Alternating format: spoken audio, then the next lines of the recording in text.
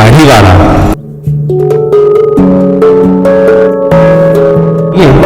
ત્યારે આવા વ્યક્તિઓ આપણને સૌને નજરે ચડતા પણ હોઈ શકે અને વર્ષોથી વાટ જોતી કોઈ સ્ત્રી હોય તો કોઈકની માં, બેન,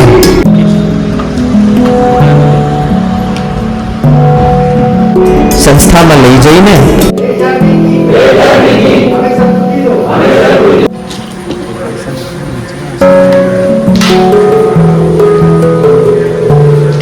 આંખોના ખૂણા પણ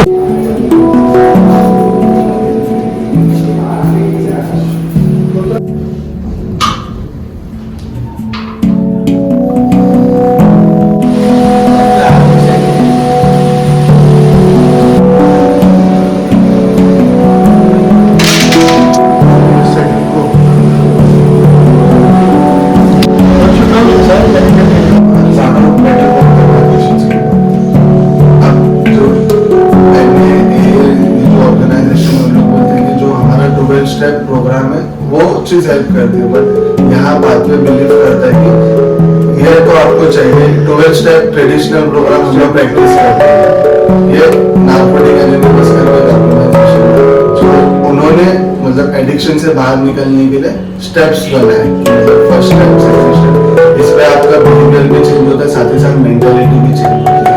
और जो हम बिलीव करते हैं वो ये साइको पहले पेशेंट था. मैं मिनिमम 10 साल से इस लाइन में हूँ, मतलब मैं नशे के इसमें था, नशे की लत में था. लेकिन अब मुझे इस टाइम में जो बात फाउंडेशन में आया, मुझे इस चीज़ के बारे में पता चला, इस प्रोग्राम के बारे में पता चला मुझे कैसे नशे से दूर रहना, उस चीज़ पर काम करके क्योंकि चलने लगा और आज मैं नशे से दूर हूँ. और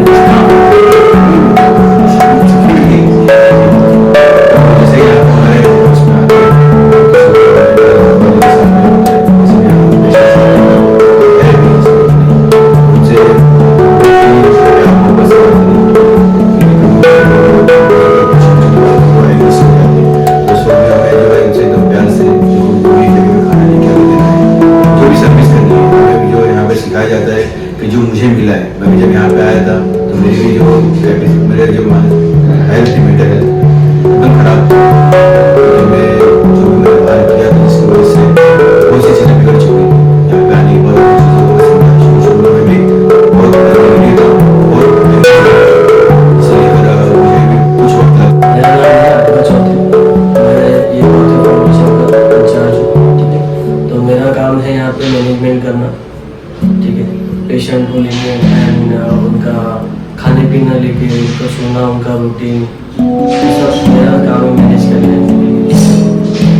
ये इंट्रोडक्शन हो गया. तो बाकी का आपको जो भी पूछना पूछ सकते हो. देखो हमारे यहाँ से ना मतलब ऐसे होते जो रिकवरी में आते हैं तो हम उनको कैसे एक चांस देते हैं कि मतलब वो अपने life institution, SM Sethi institution, बन संघास एसएम सेठी इंस्टीट्यूशन. आपको इंस्टीट्यूशन का वो नहीं पता है? एजुकेशन इंस्टीट्यूशन है. Education institution. Okay. Incharge of counselling centre at बन संघास SM Shetty education. Wellness counselor at IIM Mumbai, consulting psychologist, great place to work, Manaha, and only much louder. Hi ma'am. Hi Anam. Good morning. Good morning. I'm so glad you are here, ma'am. Me too. I feel likewise. Anam. Tell me. So as I said, ma'am, that the things are rising for mental health. Let's cut the chase and let's dive deep into this. Sure. So the first question comes here is, ma'am, like people, there are some signs and symbols, like if someone is struggling with mental health, how do we address them? To identify the mental health concerns or the red flags when you see them. Only once you can identify, you can, go in for some kind of intervention. The initial signs that you will see with anybody where the mental health is, if they're struggling with their mental health, so they could have changes in their mood. It could be rapid changes. Maybe a person who is participative in a lot of activities suddenly stops participating in them, loses interest in activities that they were really liking. Changes in appetite, probably eating too much or not eating at all, then difficulty in concentrating or doing everyday tasks which were very mundane for them, which was very easily doable by Which they them, enjoyed. which they enjoyed doing, is struggling. Right, definitely. Like when we talk about struggling, but there is some kind of issue with teenagers or adults that they don't want to even tell anybody. They are way too hesitant to speak about. Even they are suffering. We are seeing them suffering. So how we can give someone advice that who is hesitant? I think it's important. सबसे पहले तो we have to understand that mental health as a topic or self-care as a topic needs to be made very cool. It has to be very much accepted in the culture that it is essential to take care of your mind and your body. Just like physical health you would take care of, it's important to take care of your mental health. It is also important to spread the right understanding that even statistically, 1 in 5 people at any time in their life may be struggling or may struggle in the future with some or the other mental health concern. This is the stats for India, I would say. And like you said, it is on a rise. We have to normalize taking help as normal as we go to a doctor when we have a stomach ache or when we have a headache. We know what are the first aids to do. We know which professional to approach. Similar is the case with mental health concerns. So when you talk about like parents supporting and taking them to to seek help, so what do you think the parents, teachers, or the institution as a whole plays a role in their life in sourcing out the mental health? Like वो कैसे उनको foster करते mental health को लेकर? Yeah, thank you Anna for that question. I think it's very, very important because today the amount of mental health concerns that are there, it is too large a topic to be only left to mental health professionals. It becomes a duty or it becomes a need where all the community comes together towards raising the awareness of mental health. Especially at the college level or school level, most mental health disorders start to develop by the age of 14 and they manifest wholly by the age of 24. This is exactly the time when the children are in their teenage and up to the time when they finish their highest education. Every one death by suicide is happening at for every 40 seconds, which is a very, very huge number. So as we speak, in these 47 seconds, somebody is probably taking their life by suicide. So as much as our nation is transforming at a rapid transformation, and there is increasingly a lot of pressure to succeed. Competition. There's a lot of competition. So it's important that the whole community, the whole society supports each other in these moments, especially for a college level. I think it would be a mandate to have a psychologist on board where they can go for help. The psychologist not only should take one-on-one session, but there has to be a prevention as well as an action plan if there is an intervention needed. The prevention should not only work on diseases or distress model, it should also work on well-being related model. So overall, the mental health of individuals has to be catered to. So along with academics, I feel it's very important that self-awareness and understanding of our body and mind, this is also made a part of the study system that can help. It is important to have a mental health policy so that whatever responses that we are giving to situations, they are not knee-jerk responses. They are not just emergency-based responses. We have a certain process, a procedure in place so that the right intervention can be done early on. We are not waiting for the situation to amplify. Also not just the students but also the parents need to the awareness needs to be reached to them. They need to be advocates for mental health somewhere in their own homes, in their own communities. The teachers need to be trained in a way to harness a very inclusive kind of a classroom, because students are coming with unique abilities.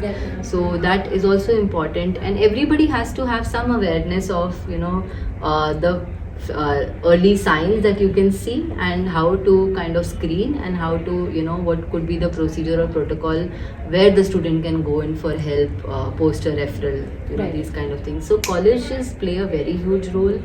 As much as our families, so all the stakeholders have to come together, and also friends. So students should also be probably trained in a mental health first aid program, Right. so that they are aware how to respond to certain What happens, situations. yeah. When your friend comes and confides in you, Exactly. how can you maintain the confidentiality? How can you sensitively handle the situation? How can you guide him gently not towards mock seeking them. help, not mock Mock them, them. not like take it lightly. Lightly. In a way, make a note, and that really helps. And like I said, at any point in time, 1 or 5 individuals will suffer. So even in our room right now, if we are 10 people, so there are 2 people who are struggling with their mental health. So it's as common. So there's nothing Yes. about shame. It is just about taking help at the right time. Definitely. Right. So as you said that it is very important, like when anybody is dealing with mental health, they should be surrounded with friends and positive basically nature hona chahiye. But apart from that, I want to understand just psychologists, like people do go to psychologists, but how are we supposed to build trust and how do you deal with the privacy concerns one come with? So, Anam, there's a very important clause of confidentiality when a psychologist or a counselor is attending to a person. The clause is in place because we understand that this information which is shared is very sensitive. Also, secondly, it becomes very important as a therapist for me to empower that person, psychoeducate that person, and let him know what's actually happening so that they feel that they are in control. Right.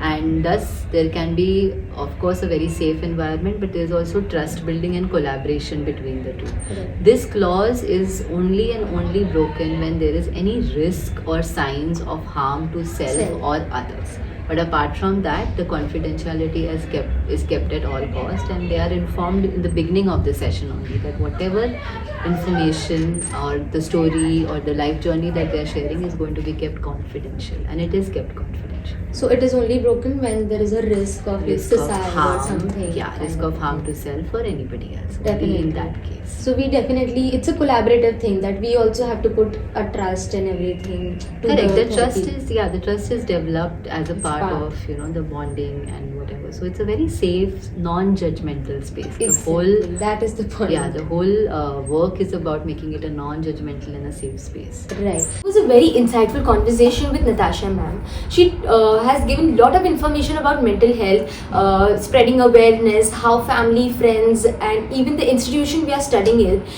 plays a very important role in fostering one's mental health. Apart from that, how the suicide rate is going up. Hearing about the suicide rate, one must take an oath that not only one individual who is going alone through mental health is not alone. We are there for them as a strong pillar to foster their life and they can lead their life beautifully. As we come to the end of this conversation, thank you for being with us. I'm truly grateful that you were here listening to all these things. And we promise that in future, we will definitely come up with programs to spread awareness about mental health concerns. Thank you.